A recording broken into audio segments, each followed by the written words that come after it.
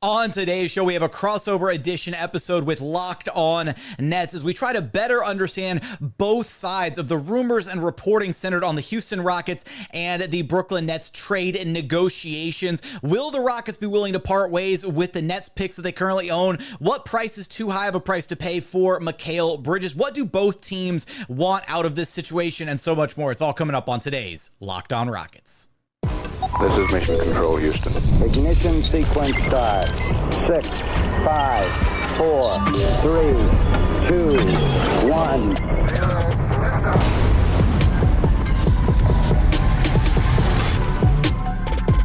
What's up and welcome to another edition of Locked On Rockets, your daily podcast home for everything Houston Rockets basketball. As always, I'm your host, Jackson Gatlin, native Houstonian and credentialed media member. I'm also the host of Locked On NBA Mondays. Be sure to follow along wherever you listen to your podcasts or on YouTube. Just search Locked On Rockets. Be sure to like, comment, and subscribe.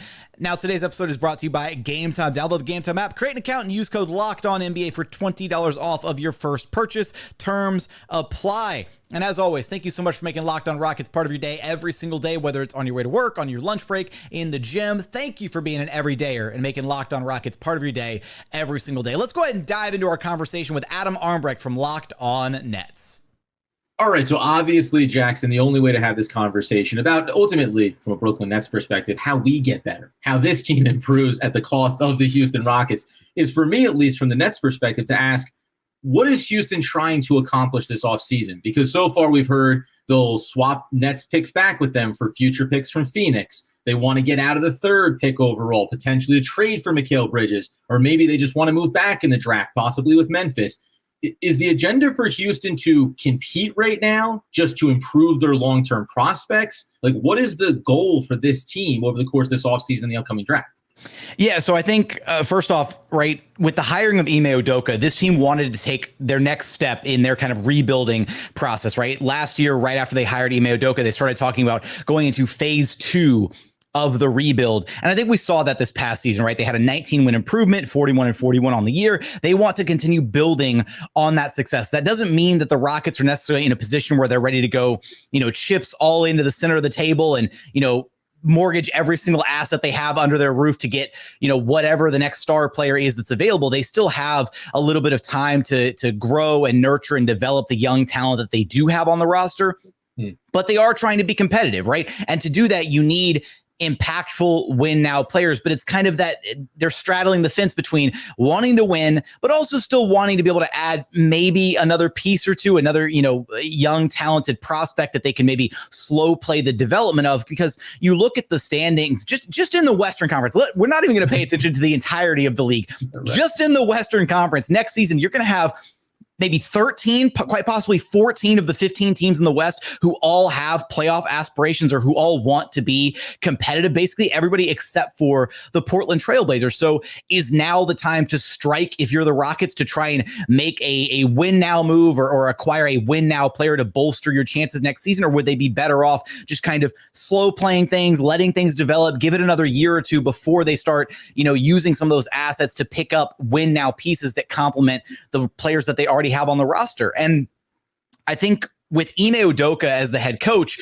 I think that's kind of like accelerated their timeline a little bit, right? Ime is a guy who's already been to the finals as a head coach. He was very clear about his goals for this past season for the Rockets, them wanting to make the playoffs. They fell a little bit short of that goal, but at the end of the day, that's why they're in this precarious position where, having the Nets pick jump from 9 to number 3 gives them a lot of options in this year's draft. I think if the pick had stayed where we thought it was going to be, and had they not received the lottery luck that they had, we probably wouldn't be hearing so many rumors about them wanting to trade the pick, because obviously it's easier. You have a little bit more leverage to trade the number 3 overall pick than you would if it was, down at number 9 or 10 or what have you, a little bit later in the lottery. As we say on Locked On Nets, Doug and I, if it had been that the Nets had the pick, then obviously we would have been the worst possible lottery spot they could have landed in. Only because it conveyed to Houston does it end up being the 3rd. You also mentioned there, too, when you look at the standings, both teams finished 11th in their respective conferences, but 9 more wins for the Houston Rockets. Like, if the Brooklyn Nets had been 41-41, well, first of all, their standing would have looked a little bit shinier in the Eastern Conference. You'd be talking about still sitting there in the play-in tournament,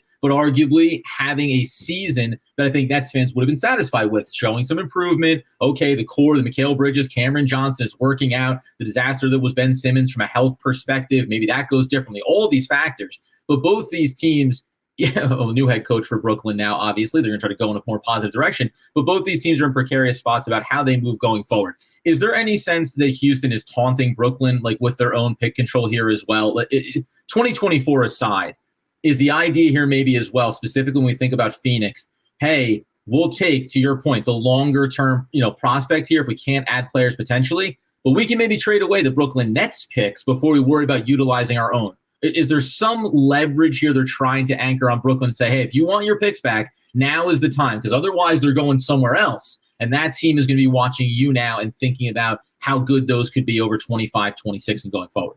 Yeah, I think from the perspective about like the Suns picks, right? I think it's always, you talk about NBA draft picks as kind of the currency in the NBA. And I like to use the buying a new car analogy, right? The moment you like realize that asset, the moment that asset, you have to draft that pick and it becomes a rookie player or whatever, then it depreciates in value by whatever, 30, 50%, whatever you want to call it. So being able to kind of, I guess, kick the can down the road, if you will, if you're the Rockets, and trying to have those conversations with the Nets and say, hey, we'll give you your picks back. Just give us, some of, a little bit of access to those Suns picks, because then it would allow the Rockets a little bit more time to decide, hey, okay, well, we don't have to worry about what we're doing with these picks further down the line. We have more of a lifeline on what we're going to ultimately decide to do with these draft assets, rather than the Nets picks, which we're already seeing start to convey, right? We saw it turn into Tari Eason a couple years ago. Right now we're seeing the number 3 overall selection, and they still have the 2025 swap next year, the 2026 unprotected, and then the 2027 swap as well. So like at the end of the day, as we keep navigating the timeline of the Rockets' control of these Nets picks, I think they're kind of losing some value, because they're going to have to figure out, okay, are we trading? Basically, when they made this James Harden trade years ago, I think they envisioned, okay, we're going to trade James Harden for all these Nets assets, and then these assets are going to be what we then down the line flip into another star player, another star deal, right? We heard some rumors about the Rockets' potential interest in pursuing Donovan Mitchell potentially, right? So the Rockets are right there with the Brooklyn Nets. And that was the first time our ears perked up, where it was like, hey, remember? And then we say this to the Nets fan base all the time around Donovan Mitchell was, oh, well, you'll just go get him. You'll just go get him. And I was like, yep, until now, when someone starts offering all of your picks to go get Donovan Mitchell, and all of a sudden you don't have the same leverage you perceived yourself to have in an offseason.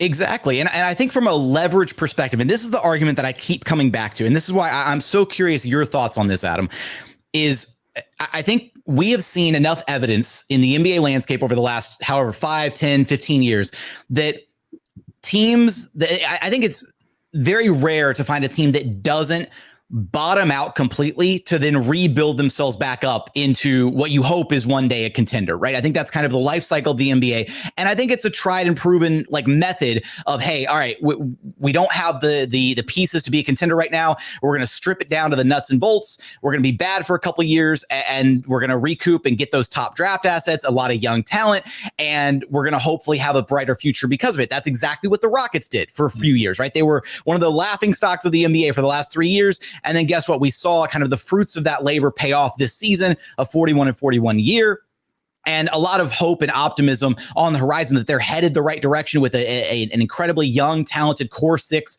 of really exciting players. Alperen Sengun looked like, an all-star this past season. Jalen Green came on really late, but had a really strong close to his season.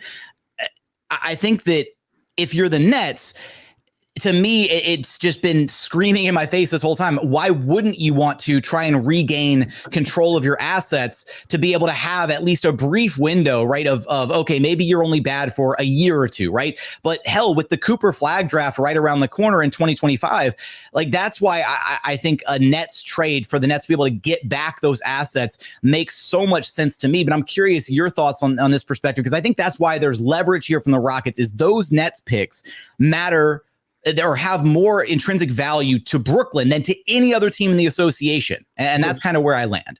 Coming up, we continue our crossover edition episode with the host of Locked On Nets, Adam Armbrecht. We're going to get there in just one moment. First, today's episode is brought to you by GameTime. GameTime makes getting NBA Finals tickets even faster and easier. Prices on the GameTime app actually go down the closer it gets to tip-off. They've got killer last-minute deals, all-in prices, views from your seat, and their lowest price guarantee. Look, I don't know about you. My least favorite thing when I'm buying tickets could be to go to a game, could be to go to a concert, whatever. You're going through the whole process. You get to the very end, and then suddenly they hit you with all these added fees, right? The digital handling fees, service charges, all these miscellaneous fees, and then suddenly you're paying more in fees than you are for the actual tickets to go to the event that you want to go to. Don't deal with that with GameTime. They give you their all-in price so you know exactly how much you're paying upfront at all times. Take the guesswork out of buying your tickets with GameTime. Download the GameTime app, create an account, and use code LOCKEDONNBA for $20 off of your first purchase. Terms apply. Again, create an account and redeem code LOCKEDONNBA. That's LOCKEDON NBA for $20 off your first purchase. Download GameTime today. Last-minute tickets, lowest price guaranteed. And continuing on here at Locked On Rockets, your daily podcast home for everything Houston Rockets basketball. Let's go ahead and dive back into our conversation with Locked On Nets host Adam Armbrecht. Yeah, this is always what Doug and I talk about. Having control of your own picks means you can dictate how you want to approach season over season. Why did the Nets try to end up still staying competitive this last year? And then, by the way, when it doesn't work out and you only have 32 wins, it looks even worse. But why did you come in saying, oh, we want to compete, making the playoffs is a part of our goal? It's because you don't have your own pick control. If not, you can make a lot of different choices. You look back at that Houston trade, obviously, even at the time. Now, it's hard to go back and wonder what if. I think the Nets organizationally looked at Mikal Bridges and Cameron Johnson from the Kevin Durant trade and said, hey, this represents why it's not so bleak to have a superstar leave and have another superstar leave and have another superstar leave.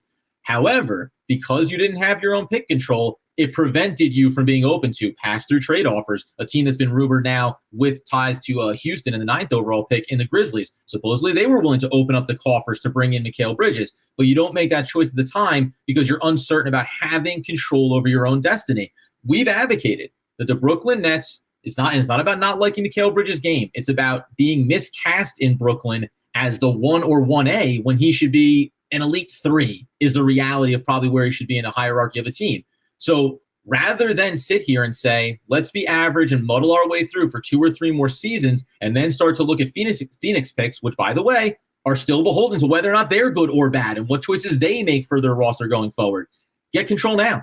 Be really bad right now. And then in 2025, it's almost kismet for Brooklyn if they chose to go this way. Tank now.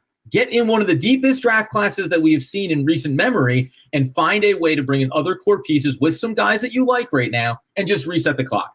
It does not look like they're going to do that, but every indication would suggest they should be doing that. How much do you think pride is playing a factor in this, right? Because we've seen GMs who are, so they dig their heels in, right? How much do you think the idea of having a secondary trade with Houston where you basically almost concede defeat in the James Harden trade, where you're like, hey, we are, the James Harden trade blew up, the big 3 kind of blew up in a spectacular fashion, right? There's so many parallel universes where Kyrie Irving, James Harden, and Kevin Durant win multiple titles together, or if KD's shoe size was a little bit smaller, right? No toe on the line against the all these different alternate realities.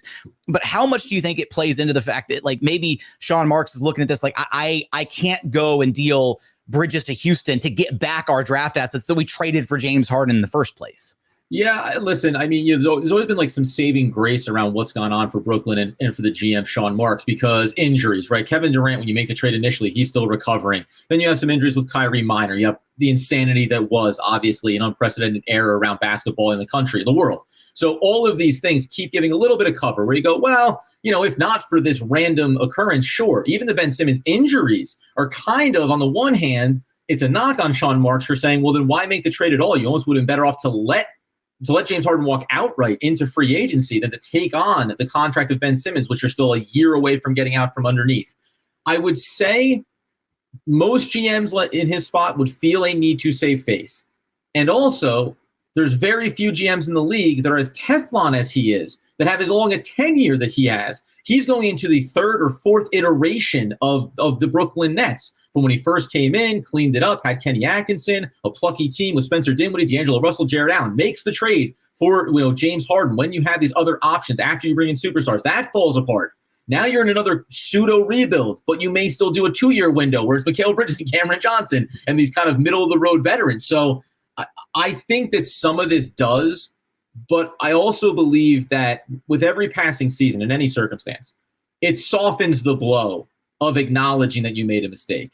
So if Brooklyn sits here and says, yes, we got a haul for Kevin Durant and we should have just traded Mikal Bridges right then and there, we shouldn't have re-signed Cameron Johnson. Every year that it gets away from that is, I think, another step where you can say, and now we're going to pivot. Now we're going to make a new decision, and the fan base reacts a little bit softer. Although for Brooklyn, I will say this fan base has held on to, rightfully, the grudge of what GMs have chosen to do over the last decade and how damaging it's been to the long-term future. Look no further than the finals right now, where we're recording obviously ahead of game one, but Kyrie Irving is there. That is a process of Brooklyn. Jason Tatum, Jalen Brown, the Boston Celtics, that's a process of Brooklyn and choices that they made years ago. So it's hard, man. It doesn't seem so like what you're Sean saying Marks is, in a way, regardless of who wins the finals, Celtics or Mavs, the Nets can have their own little mini parade because they sort of helped both of those teams out, right? Listen, I don't know if they give one ring for the entire organization, a handful. I don't know. You send one to Billy King wherever he is now, right? But somebody deserves some credit here. At least the fan base deserves something. So yeah, it is an interesting set of circumstances. Go ahead. So no, you go first. You go first. Well, because the other thing is this is kind of moving forward here a little bit in looking at the Nets and looking at Houston. You mentioned that young core for the Houston Rockets. I always thought of them more in the mode of an OKC. Hey, you keep drafting, you have all this assets, you keep filling the pipeline, you wait until certain guys bubble up, and then all of a sudden you're a number one seed in the Western Conference and you've turned this thing around. I'm fascinated, one, by the fact that Ime Udoka, who this is very rare in NBA basketball terms, that a coach is dictating the tempo of a franchise as opposed to, your elite core player that you believe in. I think it's probably the right move for them. But when you mention having 6 players, 22 or younger, from Tari to Alperen to Jalen to Amin to Jabari and Cam, how many of those guys are viewed by the organization as foundational core pieces? Because I think Houston, in a lot of ways, they lucked out with Jalen Green and being accidentally maybe patient enough for him now to go from being, how do we dump this, poison pill, quote unquote, contract to, oh, maybe this guy's an important piece, or at a minimum, an important trade piece that can actually get you something back.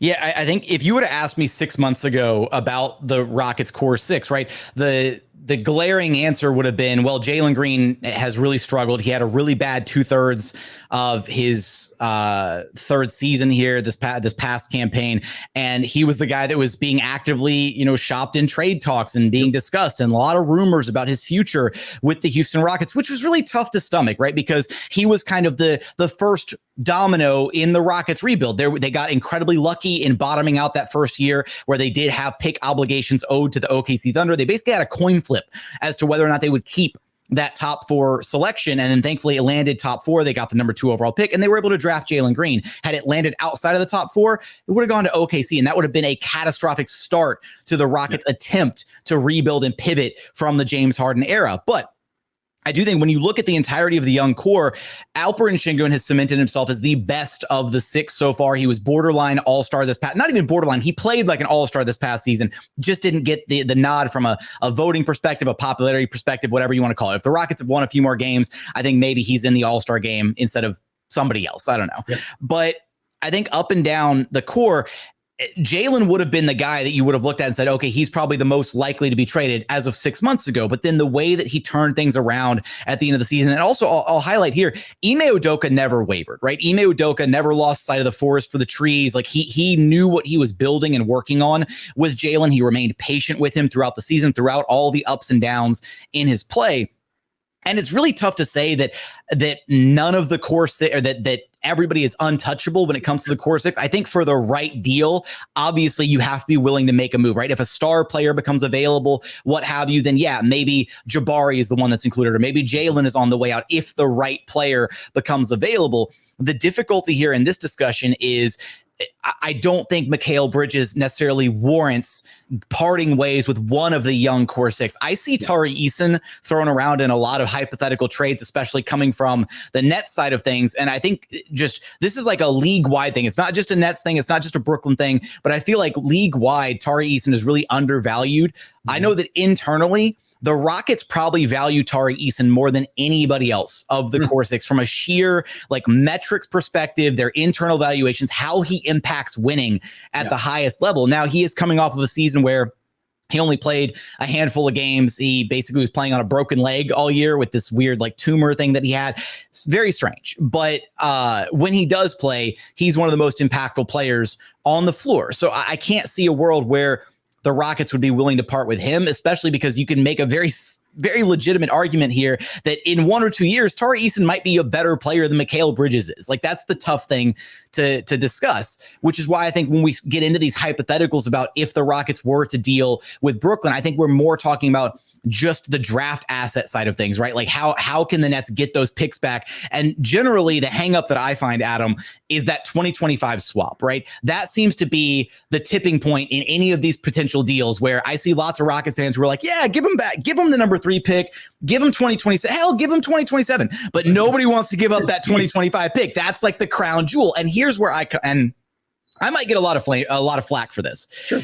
I'm not as high on the idea of the 2025 draft as others are, mostly because I think the idea of coveting like the Peter Griffin, like Family Guy, like the mystery box, right? Like what it could be this, right? Like we could get a boat or we could get a mystery box because it could even be a boat. Like I can't do that because for a couple different reasons. One, we see what happened this past year. Nets were 11th in the Eastern Conference, and albeit it's a weak Eastern Conference, right? I think we can safely assume maybe some things go a little bit differently. Maybe the Nets have an even better record, next year, or they could have even played better than they did this current season, right? Maybe a little bit higher in the standings, what have you. That pick was supposed to be 9 in the lottery, right? The Rockets got incredibly lucky. Pick jumps up. I don't like the idea of like trying to bank on the Nets downfall, especially when it feels like Sean Marks and company have just dug their heels in and they are just fully committed to the idea of, hey, we like Mikal Bridges, we like Cam Johnson, we're going to try and lure and attract another star here. Because here's the thing is, even if that's not necessarily the right recipe for success in your eyes, my eyes, whatever, for building a long-term sustainable contender, what I could see Brooklyn doing is maybe taking all those Suns picks, right, and throwing them in a deal for a Donovan Mitchell type. And then suddenly a team with Donovan Mitchell, Mikal Bridges, Cam Johnson, Nick Claxton, like that's a team that's going to be consistently at least top 6 in the Eastern Conference, right. Probably fighting for a top 4 seed every year. And then suddenly the value of the Nets picks that the Rockets own they plummet, right? And then you're not talking about potentially having, all these lottery picks and all these top assets. I feel like a lot of Rockets fans are viewing the Nets picks as like this pile of gold of like, oh yeah, we're going to have top 3 picks every single year. And it's like, no, that's not the reality of the situation. All it takes is one rushed decision from Sean Marks and company to then tank the value of those picks. And if you don't capitalize on the value that you have right now, either by making a trade with the Nets or with another organization, then I think you're going to be really disappointed in what ultimately those picks could or could have become. And that's what the irony is about it, right? Because Houston has control of the picks, and any team having control of your picks, it maybe inspires an organization to make more keep winning, keep competing, win now mode decisions. Whereas if you have your own picks, then you can, again, as we say, control your own destiny. So the irony that by not being willing to maybe give up the 2025 pick, let's say theoretically back to Brooklyn in a trade for Mikal Bridges in this instance, and we can talk a little bit more about whether or not I think that's realistic at any level.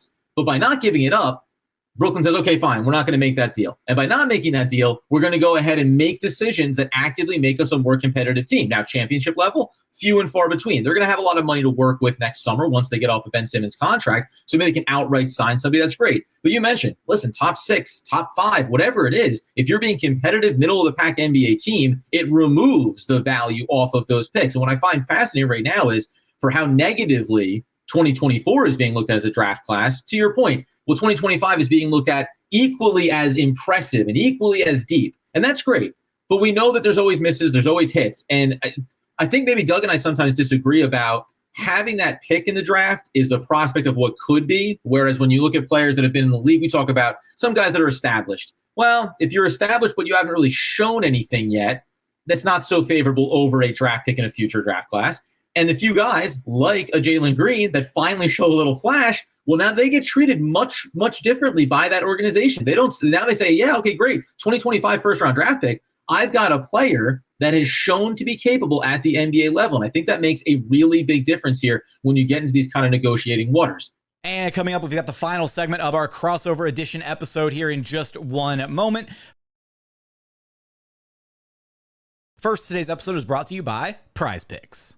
PrizePicks is America's #1 fantasy sports app with more than 5 million members. It's the most fun and exciting way to get in on the action while you watch your favorite sports and players. You just pick more or less on 2 or more players' stats for a shot to win up to 100 times your cash. With PrizePicks, you could turn $10 into $1,000 in a single game watching your favorite sports this summer. You can make a PrizePicks lineup in as little as 60 seconds. You just need to pick more or less on 2 to 6 player stat projections, and you're completely locked in. If you're looking for promotions, PrizePicks has you covered every single week, from lowering select player stat projections on Tuesdays, which increases your chance of getting a win, to getting your entry fees back if you have a losing lineup on Friday. So if you're considering getting into daily fantasy sports, give PrizePicks a chance. Download the app today and use code LOCKEDONNBA for a first deposit match up to $100. Again, download the PrizePicks app today. Use code LOCKEDONNBA for a first deposit match up to $100. PrizePicks. Pick more, pick less. It's that easy. And final segment here at Locked On Rockets, your daily podcast home for everything Houston Rockets basketball, where we're wrapping up our conversation with Locked On Nets host Adam Armbrecht. Now, that being said, let's anger up some of the Brooklyn Nets fans here, because I have a visual aid. Jackson Gatlin is going out to the Houston Rockets. I like that first I had to upset Rockets fans by saying I'm not valuing the 2025 swap as much, and now you're going to anger the Nets fans. So here we go. Let's go. That's the way we work it here. If you're over on YouTube, obviously you can see you put out this hypothetical, and you asked this about a Memphis Grizzlies trade as well. But you put up Houston Rockets getting Mikal Bridges and the Suns 2027 first round pick, Nets getting Dillon Brooks, their 2024 pick back, 3rd overall, their 2025 pick back, and the 2026 pick back as well. Now, what's excluded there? The Houston Rockets 2025 pick, potentially, if we want to get into those waters. What's also interesting here, though, is the Dillon Brooks piece of it. Just briefly, why is Dillon Brooks? There's a salary match part of it. I get that. But is it effectively just that, is he just not viewed as being a part of what they want to do going forward? And we all know the history of Dillon Brooks. I'm not trying to put down his personality or otherwise, but it just does seem like for everything that Houston is building and trying to accomplish here, Dillon Brooks is like the easy, hey, you make it over $22 million. Let's get him out of here if we can. And obviously you bring in a player in the process. Yeah, so first off, just from a personality perspective, I will say Dillon Brooks is nothing like what I thought he was going to be. Like, I thought he was going to be one of the worst, like not like a bad, like toxic locker room president. I just thought he was not going to be like a nice dude. Right. He is one of the nicest guys I've ever interacted with as an NBA player. Like, he is so friendly, so down to earth. He really cares about giving back to the community, all that. Just want to say, like, Dillon Brooks, the human being, is an incredible person. Right. That said, Dillon Brooks, the player, I think he was on maybe his like best behavior for the first, half or 2/3 of the season. He wasn't doing a lot of the things that Rockets fans were worried about him doing when they first signed him from the Memphis Grizzlies. So we did see him kind of revert back to some of that like Memphis Grizzlies, Dillon Brooks a little bit near the end of the season, some ill-advised, shot taking, the defense maybe took a little bit of a slip near the end of the season, just some things that you could kind of see and project out. And you're like, man, we have him under contract for 3 more years. He's still still a high quality NBA player, a legit starting quality NBA 3-and-D wing, upper echelon defender. But I do think in a vacuum, right, like Mikal Bridges is clearly the better player when it comes to, versus Dillon Brooks. What I will say, though, is I do think he's a guy that, the salary matching is there, but that's not necessarily the issue, because the Rockets do have other avenues of salary matching when it would come to potentially a Mikal Bridges trade. They could package any combination of Jae'Sean Tate, Jock, Landale, Jeff Green, Steven Adams, although I think they project Steven Adams to be a big part of what they want to do next season, so I doubt he gets used as just salary filler. But all those contracts I just named are all effectively expiring deals, very team-friendly contracts that could just immediately come off the books or potentially be flipped down the line at the trade deadline to a team that wants some salary relief, that kind of thing. And then on the Dillon Brooks front, I do think he's a player that even if he doesn't have a long-term fit in Brooklyn necessarily, he's a guy that I think could very easily, you could flip him for additional value down the line, right? So he's used as filler in this trade, but then down the line, you could recoup maybe an additional future first or something from a team that actually wants his services on a contending team. The hardest part about it, for I think just from a Nets perspective, is 3 years, right? Like whether or not he's flippable or movable. Anything the Nets want to try to do, if it's not a young guy, then we want it to be a guy that's expiring, that's coming off the books at the end of this season, right? So that, as much as anything, if it was Dillon Brooks on a 1-year deal and the money was even a little bit heavier, I think the Nets might be interested in that type of situation, whether it's with Houston or another team. I was saying, hey, great, end of this season, it clears off the books and we're good. Now, the other thing you mentioned there is all of the salary matching that the Houston Rockets can do. There's other names, other players, but you didn't mention any of the young guys. So again, let's go back to the core of this. If it's about Mikal Bridges, what is the limit to how deep Houston would go into the young core six and include pick control back for the Brooklyn Nets? It doesn't mean, not every pick. We're talking about 24, get their 25 back, whatever it looks like. Is there an appetite from the Houston side to say, and we would maybe give you 24 and 25 and a player and two young players, knowing that maybe Brooklyn could also say, Dorian Finney-Smith, you think that he's a nice 3-and-D wing to add into this mix and have you compete now? Like, we can do some things on our side to give you veteran players that help move the needle. See, the difficulty here is I largely do believe that the Rockets view the core six as untouchable unless there is a top four. Yeah, unless there is a true blue, like top 20, top 15 guy. Like if you were talking in a potential like Donovan Mitchell trade, then yeah, I think suddenly some of those names are maybe getting dangled, right? Like if they think they can get their hands on Donovan Mitchell and if they think that he would want to be a fixture in Houston long term and not immediately bolt after next season, then yeah, I think maybe you're talking about including one of the young names. But for a guy like Mikal Bridges, who is an upgrade over Dillon Brooks, absolutely, you're not going to give up on the future of those other young guys yet because they're not in that place where they're ready to strike as a true blue contender just yet. And on top of that, the Rockets do have access to their non-taxpayer MLE this offseason, which clocks in at just under $13 million. So they can add other win now pieces without necessarily having to do it via trade or without having to give up on any of these young guys yet. And that's the difficulty in this is I do think it all kind of boils down to how much the Nets truly value getting those picks back and whether or not that hang up is that 2025 pick. And I'm at a point where I would value the established player, so Mikal Bridges in this instance, I would value the established player who has proven himself to be an all-NBA capable defender. Clearly a guy that you said earlier, right, is miscast in his current role, but is a phenomenal kind of like third banana on a true contender, as illustrated previously when the Suns made their finals run, right, with Devin Booker and Chris Paul, and then Mikal Bridges kind of playing that third or even at times fourth banana, depending on, what kind of mood DeAndre Ayton was in that season. The narratives we forget about, just a moment ago, things were so different across the NBA landscape. Dude, for real. No, I mean, things can change at the drop of a hat. And that's the other important thing here to note is just that we're having this conversation right now, and maybe status quo doesn't change, right? Maybe the Rockets don't do anything. Maybe the Nets don't do anything. And we revisit this conversation at the next trade deadline, right? Midway through next season. And maybe things change drastically to where the Rockets feel very differently, where they're like, oh, no, now we really need to go back and get Mikal Bridges at all costs. Or maybe this next season starts and it's a disaster for the Nets, right? Maybe they have a bad injury from the jump, or they're not playing as well as they thought they could have. They're not able to make any major roster additions this offseason, and suddenly they're looking at things like, oh man, we're looking at like we're going to be one of the worst 5 teams in the association, and we're about to convey a potential top 5 pick to the Rockets. How do we get our hands back on that pick? So I think as it stands right now, it feels like a trade would benefit both sides, but I think it's everything that I've come to understand about this is that the Rockets have attempted and reattempted multiple times to engage the Nets in these discussions, and they're the ones who have basically said, no, like we're not feeling it, right? Like it takes 2 to make a trade happen, and the Rockets are trying to make something come to light with this Nets situation, but it feels like they are hell-bent on the path that they have chosen right now. The irony that Mikal Bridges on the Houston Rockets, it's the same thing the Nets have a problem right now with Mikal Bridges on the Brooklyn Nets. You just need the better player ahead of him. Like you need the elite talent, established talent ahead of him, and not that Houston doesn't have far more established, even young talent in that regard. To your point, by all accounts, Houston is calling. They're stirring the pot. They're dialing it up. They're sending out the signals.